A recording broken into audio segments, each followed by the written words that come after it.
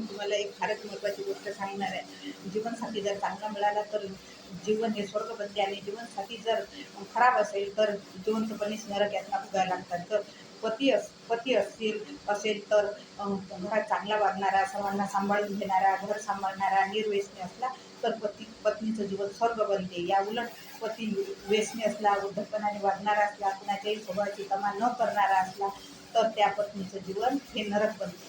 तसेच पत्नी जर घर सांभाळणारी असली, नात्यांची कदर करणारी असली, आल्या गेल्यांचं करणारी असली, वेळप्रसंगी तडजोड करून जगणारी असली तर पतीचं जीवन हे स्वर्ग बनते. या उलट सतत कुरबुर करणारी,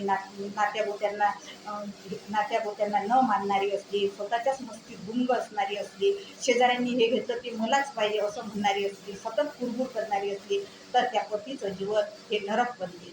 जीवनसाथी हा एकमेकांच्या भावभावनांना समजून घेणारा असायला पाहिजे. लग्न हे पवित्र बंधन त्यासाठीच ना.